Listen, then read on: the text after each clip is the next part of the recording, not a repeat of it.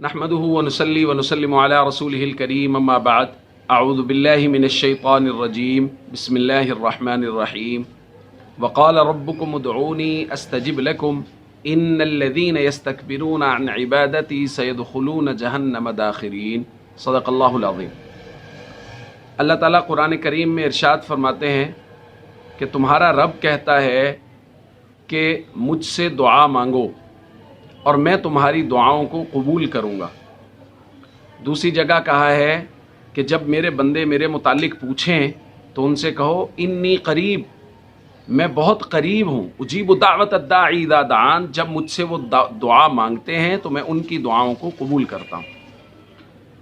نبی کریم صلی اللہ علیہ وسلم نے ارشاد فرمایا الدعاء مخ العبادہ، دعا وہ عبادت کا مغز ہے۔ ایک روایت میں حضور نے فرمایا الدعاء هو العبادہ، اصل عبادت تو ہے ہی دعا۔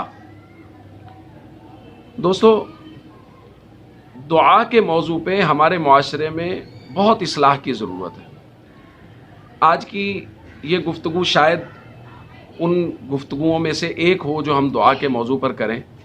ایک بات ہمیشہ یاد رکھیے، دعا ضرورت کے وقت نہیں مانگی جاتی، یعنی دعا اس لیے نہیں ہے، دعا کا جو مزاج شریعت نے لکھا ہے وہ ایسا نہیں ہے کہ دعا ہم ضرورت کے لیے مانگیں، ایسا نہیں ہے، بلکہ دعا جو ہے وہ مانگنے کی چیز ہے کہ اس کو ہم ہر وقت مانگیں، ضرورت ہو تب، ضرورت نہ ہو تب ہم اللہ رب العزت کے سامنے اپنی عاجزی اور انکساری کو پیش کریں، کیونکہ اللہ کو پسند ہے کہ بندہ میرے سامنے جھکے، گڑ گڑائے، میرے سامنے عاجزی اور انکساری پیش کرے، میری بڑائی کو مانے۔ اسی لیے حضور علیہ الصلوۃ والسلام کا فرمانا لیس شیء اکرم علی اللہ من الدعاء، دعا سے زیادہ معزز چیز اللہ کے ہاں کوئی نہیں ہے، کیونکہ دعا انتہائی تضرع اور عاجزی کی حالت ہوتی ہے کہ انسان کسی کے سامنے جب پوری طرح سے جھک جاتا ہے تو پھر اس سے مانگنا شروع کر دیتا ہے۔ تو ہم پوری طرح سے اللہ رب العزت کے سامنے جب جھکتے ہیں تو ہم دعا مانگتے ہیں۔ تو ہمارے یہاں مسئلہ یہ ہو رہا ہے کہ ہم لوگ دعا ایک ضرورت کے وقت میں مانگتے ہیں، اور اب تو یہ ہے کہ ہم مانگتے ہی نہیں ہیں۔ سب سے پہلے ہم اپنے دنیاوی سلسلوں میں چلے جاتے ہیں، جہاں جہاں اسباب ہوتے ہیں اسباب کے پیچھے دوڑتے ہیں۔ جب کہیں ہر جگہ سے ہمیں جواب ہو جاتا ہے تو پھر شاید کہیں اللہ کے دروازے پہ آ کے مانگتے ہیں۔ جبکہ حضور علیہ الصلوۃ والسلام کی زندگی کا طریقہ کیا ہے؟ حضور علیہ الصلوۃ والسلام سب سے پہلے دعا مانگتے تھے۔ آپ بدر کو دیکھیے، میدان بدر لگنے سے پہلے ساری رات تضرع اور انکساری میں گزری ہے۔ اسی طرح میدان خندق میں حضور علیہ الصلوۃ والسلام لشکروں کے آنے سے پہلے دعا میں مصروف ہیں۔ روایات میں آتا ہے جب آندھی آتی تھی، دور سے اس کے اثرات نظر آتے تھے، تو اس کے آنے سے پہلے اللہ کے نبی صلی اللہ علیہ وسلم کے چہرے پہ خوف کے اثرات ہوتے تھے اور حضور علیہ الصلوۃ والسلام دعا میں مصروف ہو جاتے تھے۔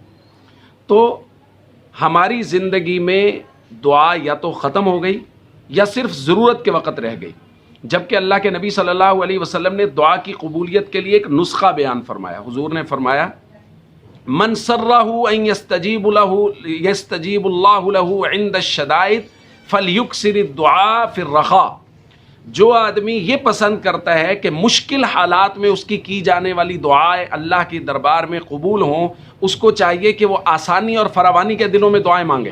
یعنی جن دنوں میں ہم یہ سمجھتے ہیں کہ ہمیں ضرورت نہیں ہے، ان دنوں میں ہم دعا سے کنارہ کش ہو جاتے ہیں، اور جن دنوں میں ہمیں ضرورت ہوتی ہے ان دنوں میں ہماری دعائیں قبول نہیں ہوتی۔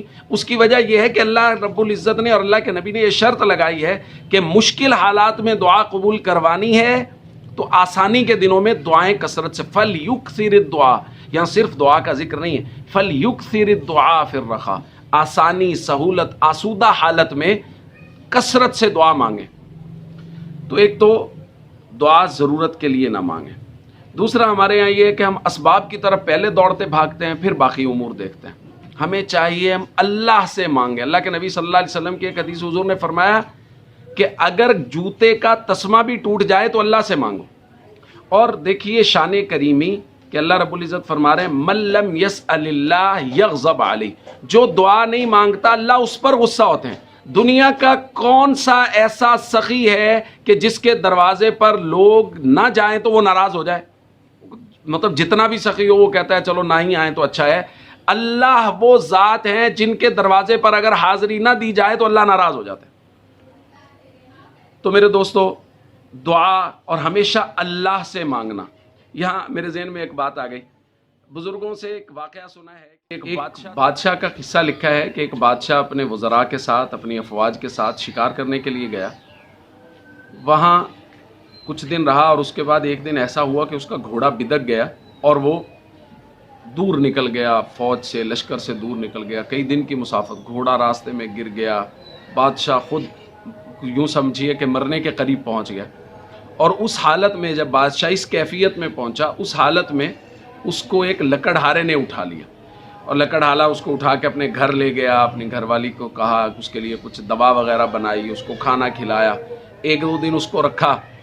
तो बादशाह की जब सेहत बेहतर हुई तो उसने बताया कि मैं तो बादशाह हूँ। तो उन्होंने कहा कि ज़ाहिर है हमें तो इल्म नहीं है, बाकी ये है कि आपकी खिदमत करना हमारा फ़र्ज़ था, वो हमने कर दी। तो वो गरीब आदमी थे, उन्होंने उसकी खिदमत की। 2-3 दिनों के बाद फ़ौजें आईं और उन्होंने तलाश करते करते बादशाह के पास पहुँची। बादशाह उनके साथ चला गया और जाता हुए एक ख़ास किस्म का रुका जो है वो लिख के दे के चला गया इस लकड़हारे को कि ज़िंदगी में कभी तुम्हें मेरी ज़रूरत हो तो मुझे मेरे पास आना, मैं तुम्हारी ज़रूरत पूरी करूँगा। वक्त गुज़रता गया, लकड़हारे के हालात कुछ ख़राब हो गए। तो उसकी घरवाली ने उसको याद दिलाया काफ़ी अरसे के बाद कि तुम्हें बादशाह ने अपना रुका दिया हुआ, तुम जाओ, बादशाह पे हमने एहसान किया है, बादशाह तुम्हारी ज़रूरत पूरी करेगा। ये वहाँ से निकला और शहर का सफ़र किया और वहाँ पहुँचा। और बादशाह यहाँ जब महल में वापस आया तो इसने यहाँ अपने दरबानों को और बाकी सबको बता दिया कि ये इस तरह का ख़ास किस्म का रुका अगर कोई आदमी लेके आए तो उसको कोई रुकावट नहीं होनी चाहिए, मैं जहाँ भी हूँ उसको मेरे पास भेज देना। तो वो आया, उसने अपना रुका दिखाया, उन्होंने देखा, देख के उन्होंने कहा बिल्कुल बादशाह ने हुक्म दिया हुआ है। तो उन्होंने उसको जाने दिया, आगे गए, आगे जाने दिया। तो बादशाह अपने इबादत खाने में बैठा हुआ इबादत कर रहा था। तो वो बादशाह के पास जब पहुंचा तो सूरत हाल ये है कि बादशाह क़िबला रुख बैठा हुआ है, हाथ उठाए हुए, और वो कह रहा है, ए अल्लाह मेरी ज़रूरियात को अपने गैब के ख़जानों से पूरी फरमा। इसने ये बादशाह का जुमला सुना और उन्हीं कदमों वापस लौट गया। बादशाह दुआ से फारिग हुआ, बाहर निकला तो दरबानों ने बताया कि बादशाह सलामत, वो फुला रुके वाला आदमी आया था, वो अंदर गया था, आपसे मिला, वो तो फ़ौरन वापस निकल आया। बादशाह ने कहा नहीं, मुझसे तो नहीं मिला।